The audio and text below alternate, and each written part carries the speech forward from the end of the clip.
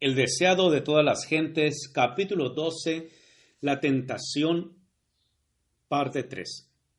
No sin luchar pudo Jesús escuchar en silencio al supremo engañador.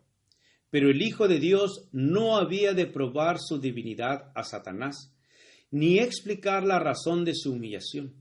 Accediendo a las exigencias del rebelde, no podía ganar nada para beneficio del hombre ni la gloria de Dios. Si Cristo hubiese obrado de acuerdo con la sugestión del enemigo, Satanás habría dicho aún: muéstrame una señal para que crea que eres el Hijo de Dios.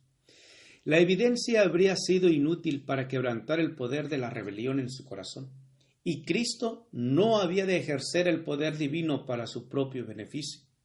Había venido para soportar la prueba como debemos soportarla nosotros, dejándonos un ejemplo de fe y sumisión.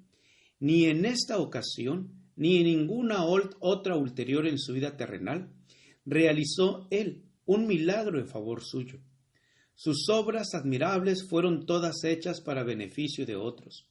Aunque Jesús reconoció a Satanás desde el principio, no se sintió provocado a entrar en controversias con él. Fortalecido por el recuerdo de la voz del cielo, se apoyó en el amor de su Padre.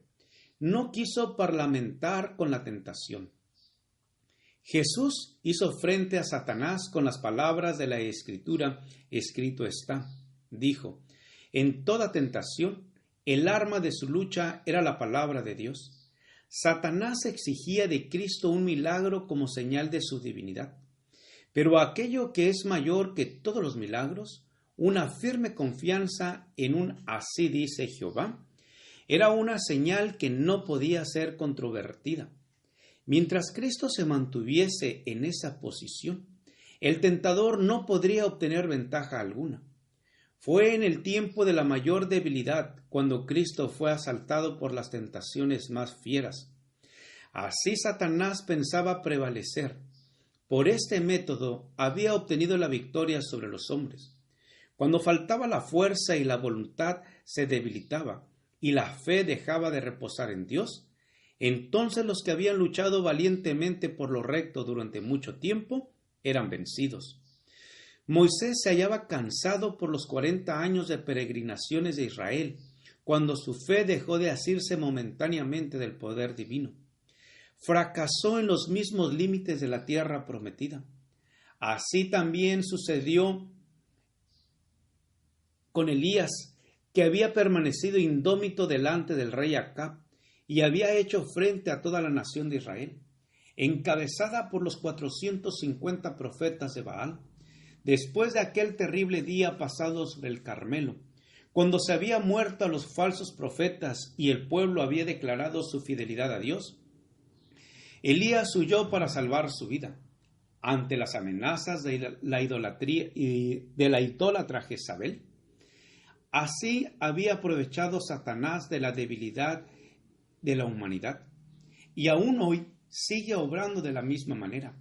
Siempre que una persona esté rodeada de nubes, se halle perpleja por las circunstancias o afligida por la pobreza y angustia, Satanás está listo para tentarla y molestarla. Ataca los puntos débiles de nuestro carácter. Trata de destruir nuestra confianza en Dios, porque Él permite que exista tal estado de cosas. Nos vemos tentados a desconfiar de Dios y a poner en duda su amor. Muchas veces el tentador viene a nosotros como se presentó a Cristo, desplegando delante de nosotros nuestras debilidades y flaquezas. Espera desalentar el alma y quebrantar nuestra confianza en Dios. Entonces está seguro de su presa. Si nosotros le hiciéramos frente como lo hizo Jesús, evitaríamos muchas derrotas. Parlamenteando con el enemigo, le damos ventajas.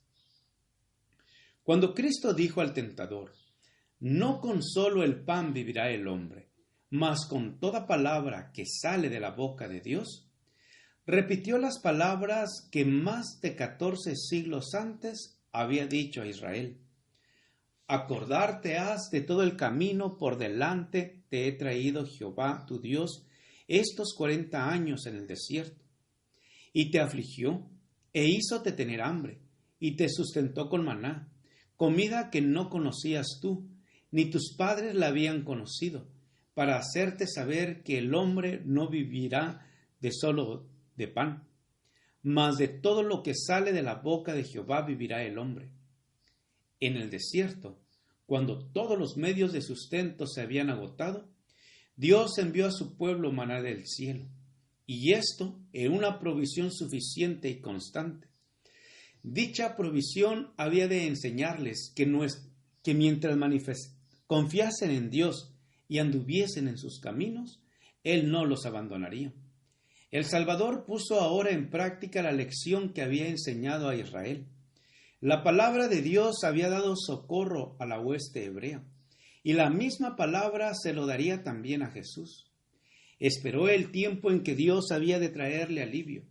Se hallaba en el desierto en obediencia a Dios, y no iba a obtener alimentos siguiendo las sugestiones de Satanás.